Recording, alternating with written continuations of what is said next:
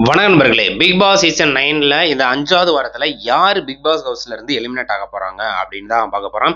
கிட்டத்தட்ட 12 பேர் நாமினேட் ஆயிருந்தாங்க. மொத்தம் 15 பேர் பிக் பாஸ் ஹவுஸ்ல ஓல்டு கண்டஸ்டன்ட் இருந்தாங்க. இந்த வீக்ல ஒரு 4 பேர் புதுசா என்ட்ரி கொடுத்திருந்தாங்க. அதுல கப்பல்ஸும் கூட. அது இல்லாம இந்த ஷோல வந்து பார்த்தீங்கன்னா இந்த வாரம் என்ன ஸ்பெஷல் அப்படின்னு பார்த்தோம்னா ஒரு 3 கெஸ்ட் வந்து உள்ளுக்கு வந்திருப்பாங்க. ஹோட்டல் டாஸ்க்கு ஆஹா ஓஹோ அந்த ஹோட்டல் டாஸ்க்ல வந்து 3 பேர் வந்திருந்தாங்க.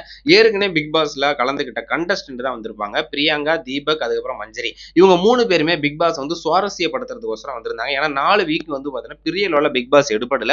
பெரிய லெவல்ல சுவாரஸ்யம் இல்ல அப்படிங்கிறதுனால ஸோ இவங்கள கொண்டு போனோம்னா இந்த சீசன் கொஞ்சம் கலகலப்பா போகும் இந்த வீக் அப்படின்னு சொல்லிட்டு வந்து பார்த்தீங்கன்னா அவங்கள களமிறக்கியிருந்தாங்க.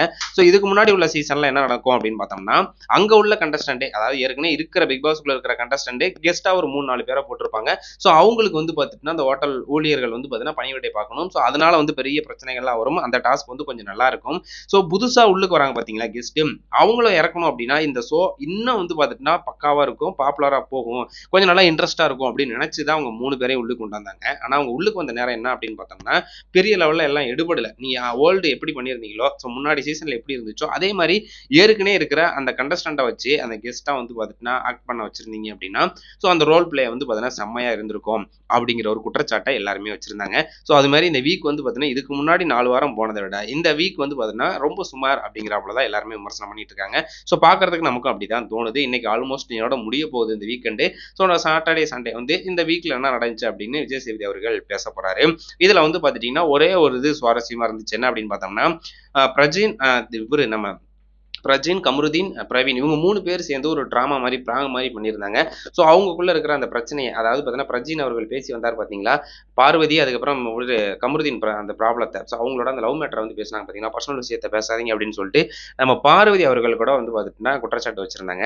அந்த பிரச்சனையை வந்து அவங்க கையில் எடுத்துக்கிட்டு அங்கே வந்து பார்த்தீங்கன்னா அங்கே வந்து ஒரு பிராங்க் மாதிரி பண்ணி அவங்களுக்குள்ள சண்டை வராப்புல பண்ணி அடிச்சுக்கிட்டு ஸோ அதை வந்து பார்த்தீங்கன்னா பிராங்க்னு வெளியில் சொல்லாமல் இன்னும் அப்படியே ஓட்டிக்கிட்டே இருக்காங்க. ஏன்னா இதுக்கு முன்னாடி சீசனில் வந்து பார்த்தீங்கன்னா ரஞ்சித், ரவீந்தர் இருக்காரு பார்த்தீங்களா, அந்த இவரு ஃபேட் மேனா அவரு வந்து பார்த்தீங்கன்னா இவங்க 2 பேரும் பிராங்க் மாதிரி ஒரு செட்டப் போட்டு அடிச்சுக்கிட்டு அதை வந்து பார்த்தீங்கன்னா உடனே ரிவீல் பண்ணவும் அந்த வீக் வந்து பார்த்தீங்கன்னா சுவாரஸ்யம் இல்லாமல் உடனே வந்து பார்த்தீங்கன்னா ரவீந்திரா அந்த வீக்கே வந்து பார்த்தீங்கன்னா எலிமினேட் பண்ணி வெளியே அனுப்பிட்டாங்க.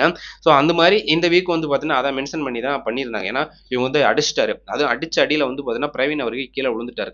கமருதீன் அடிச்ச அடியில் அந்த அளவுக்கு வந்து பார்த்துட்டுனா ஒரு பெரிய அளவில் கிரியேட் பண்ணி அதில் பிரஜனோட ஒய்ஃப்லாம் வந்து அழுததெல்லாம் பார்க்கும்போது கேட்கவே முடியல. என்ன அப்படின்னா நமக்கு குழந்தை இருக்கு, வெளியில அவங்கலாம் பார்த்தா என்ன நினைப்பாங்க, நமக்கு ஃபேமிலி இருக்கு, நீயா அப்படி பண்ற, அதெல்லாம் பண்ணாத, சண்டை போடாத, அடிச்சுக்காதீங்க, நீ கம்முன்னு விளையாடு, கேம் ப்ளே பண்ணு அப்படின்னு சொல்லி கேம் ப்ளே பண்றதே இந்த மாதிரி ஃபைட் வச்சு தான் ஓடிட்டு இருக்கு. அப்படி இருக்கும்போது சாண்ட்ரா அவர்கள் வந்து ரொம்பவே அழுக ஆரம்பிச்சிட்டாங்க. அது வந்து பார்த்துட்டுனா அந்த ஷோல திருப்பி பிக் பாஸ் கூப்பிட்டாங்க அப்படின்னு சொல்லிட்டு அங்க ரூமுக்கு போயிட்டு அங்க வந்து பேசுறாங்க. பேசும்போது அவங்க போகும்போது சிரிச்சிட்டாங்க. அது சிரிக்கும் போதே தெரிஞ்சிருச்சு இது பிராங்க் அப்படின்னு சொல்லிட்டு. அதுக்கப்புறம் தான் எல்லாத்துக்குமே தெரியுது என்ன அப்படின்னா ஸோ இது வந்து பிராங்க வந்து சொல்லக்கூடாது. இந்த ஷோ வந்து பார்த்தீங்கன்னா ரொம்ப ஸ்லோவா போயிட்டு இருக்கு. நம்ம இப்படி ஒரு பிரச்சனையை உண்டு பண்ணோம் அப்படின்னா சபரி அங்க வந்து பார்வதி அவங்களுக்குள்ள பிரச்சனை வந்துருச்சு. திவ்யா இன்னொருத்தரோட பிரச்சனை வந்துருச்சு. அமித் எல்லாருமே வந்து பார்த்தீங்கன்னா ஒரு மாதிரி அவங்களுக்குள்ள அடிச்சுக்க ஆரம்பிச்சிட்டாங்க. துஷார் வந்து பார்த்துட்டீங்கன்னா எதிர்த்து கேள்வி கேட்க ஆரம்பிச்சாரு. இது மாதிரி ஒரு 3 ப்ராப்ளத்தை கிரியேட் பண்ணியாச்சு. அதுக்கப்புறம் சாண்ட்ரா அவர்களும் அங்க அழுக ஆரம்பிச்சிட்டாங்க. ஸோ இதனால அந்த ஷோ வந்து பார்த்தீங்கன்னா இன்னும் சூடு பிடிச்சு போவோம். இதை அப்படியே மெயின்டைன் பண்ணுவோம். நம்ம சொல்லக்கூடாது, நமக்குள்ள இருக்கிற பிரச்சனையை அப்படியே கொண்டு போவோம் அப்படிங்கிறாப்புல வந்து பார்த்தீங்கன்னா அவங்க பேசியிருப்பாங்க. ஸோ அது வந்து பார்த்துட்டீங்கன்னா ரொம்ப சுவாரஸ்யமா இருந்துச்சு. அதுக்கப்புறம் வந்து பார்த்தீங்கன்னா ஹோட்டல் ப்ளே பண்ணும்போது பெரிய லெவல்ல ஒண்ணுமே இல்ல. முதல்ல வந்து மேனேஜரா வந்து பார்த்தீங்கன்னா திவ்யா, அதுக்கப்புறம் அசிஸ்டன்ட் மேனேஜரா நம்ம பார்வதி அவர்கள வச்சிருந்தாங்க. அதுக்கு அடுத்த நாளே வந்து பார்த்தீங்கன்னா மேனேஜரை மாத்தலாம் அப்படின்னு சொல்லிட்டு ஒரு டாஸ்க் வைக்கும்போது திவ்யா அவர்கள் வந்து ஓவரா பார்வதியை மிஞ்சினாப்புல வந்து அவங்களோட ஆட்டிடியூட்லாம் இருக்குது. அவங்க வந்து என்னடா இது அப்படிங்கிறாப்புல இருக்கு. ஸோ அதை வந்து குறைச்சிருக்கலாமோ அப்படிங்கிறாப்புல வந்து பார்த்துட்டிங்கன்னா எல்லாருமே கமெண்ட் பண்ணிட்டு இருந்தாங்க. அடுத்த மேனேஜரை யார் வரலாம் அப்படின்னு வந்து சஜஷன் பண்ணும்போது நம்ம இவரை வந்து போட்டிருந்தாங்க. யார் அவரு, நம்ம இவரு விக்ரம் அவர் வந்து போட்டிருந்தாங்க. அவர் வந்து மேனேஜே பண்ண முடியல. திவ்யா கூட ஏதோ சண்டை போட்டு கத்தி அதை இதையும் பேசி ஒரு மாதிரி வந்து எல்லாத்தையும் திட்டி கிட்டி கூட வந்து பார்த்தீங்கன்னா அவங்க அந்த மேனேஜரா வந்து பார்த்தீங்கன்னா அவங்க வந்து அந்த ஒரு நாளை கம்ப்ளீட் பண்ணிட்டாங்க. அடுத்து வந்து பார்த்தீங்கன்னா இவரால முடியல, விக்கல் முடியல. நேற்றுலாம் அழுதுட்டாரு. என்னடா டே எனக்கு நான் வந்து ஒரு காமெடியன், என்ன போய் இப்படி பண்ணிட்டீங்க, வெளியில எனக்கு ஒரு பெரிய டீம் இருக்கு, எனக்குன்னு ஒரு நேம் இருக்கு, நான் இப்படி போய் இப்படி திட்ட முடியும், இதை பண்ண முடியும், என்னால முடியாது, என்னால மேனேஜரா இருந்து உங்களை வேலை வாங்க முடியாது பிக் பாஸ், சாரி, அந்த மேனேஜர் இதுல இருந்து நான் வெளியில வரேன் அப்படின்னு சொல்லிட்டு ஓன்னு அழுக ஆரம்பிச்சிட்டாரு. என்னப்பா ஒரு பெரிய பொறுப்பு கொடுத்துருக்காங்க, அதை கையாள தெரியணும். ஸோ இதெல்லாம் அதாவது சண்டை போட நான் வரல அப்படின்னா காமெடியாச்சும் பண்ணணும்ல, பெரிய அளவில் நீ காமெடியும் பண்ணல. விஜய் சேதுபதியை கூப்பிட்டு சொல்லியிருப்பாரு, விக்ரம் உன்னோட காமெடி இந்த வீக் நான் வந்து நிறைய எதிர்பார்க்குறேன் அப்படின்னாரு. ஆனா அவர் வந்து எதுவுமே பண்ணல. ஏன்னா பிக் பாஸ் அப்படிங்கிறது அங்க போய் இதைத்தான் பண்ணி ஆகணும். இதெல்லாம் நீங்க வந்து வெளியில வந்து காமெடி பண்ணிட்டு நீ நல்லவனா இருக்கணும். அந்த பேஸ் வந்து உள்ளுக்கு வந்து எடுபடாது. ஸோ நீங்க அந்த அளவுக்கு கேரக்டரா இருந்தா கூட அங்க அந்த சூழ்நிலைக்கு தகுந்தாப்புல மாறி தான் ஆகணும் அப்படிங்கிறது தான் உண்மை. ஏன்னா இதுக்கு முன்னாடி உள்ள சீசன்ல அது மாதிரி தான் இருந்திருக்கு. பட் அதை வந்து விக்கல்ஸால முடியல. ஸோ அதுக்கப்புறம் மேனேஜர் வந்து மாத்தணும்னு சொல்லி நேற்று எல்லாம் மாத்தி முடிச்சிட்டாங்க. அப்படி இருக்கும்போது இந்த வீக்ல வந்து பாத்துட்டீங்கன்னா யார் வந்து அதிகமான ஸ்டார் வாங்க போறாங்க இன்னைக்கு அப்படி வந்து ஆல்மோஸ்ட் தெரிஞ்சிடும். இருந்தாலும் ஏற்கனவே ஸ்டார் கொடுத்தாலும் நேற்று எல்லாத்துக்கிட்டையும் புடிங்கிட்டாங்க. அது ஒரு பிரச்சனையாகவும் போயிட்டு இருந்துச்சு. கெஸ்ட் அவர்கள் ஸ்டார் புடிங்கினது. இப்போ 12 பேர் நாமினேட் ஆயிருக்காங்க. இதுல ஒரு 7 பேர் வந்து பாத்துட்டீங்கன்னா ரொம்பவே நல்லா ஓட்டு வாங்கியிருக்காங்க. வினோத் அவர்கள் வந்து பாத்தீங்கன்னா 1,00,000க்கு மேல ஓட்டு. அதுக்கப்புறம் 1,00,000 நெருங்கிட்டாரு. நம்ம 1,00,000க்கு மேல 2,00,000 வரப்போறாரு ஓட்டுல அன்ஆஃபிஷியல் ஓட்டு அடிப்படையில.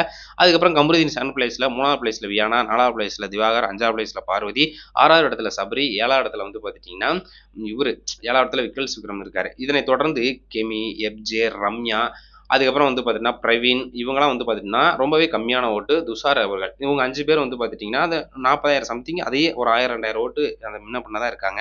இதுல ரொம்ப வந்து பார்த்துட்டீங்கன்னா இந்த வீக்ல எலிமினேட் ஆகிறதுக்கான வாய்ப்புகள் யாருக்கு இருக்கு அப்படின்னு பார்த்தோம்னா ஒன்னு ரம்யா, இன்னொன்னு துஷார். ஸோ துஷார் வந்து ஒண்ணுமே பண்ணல.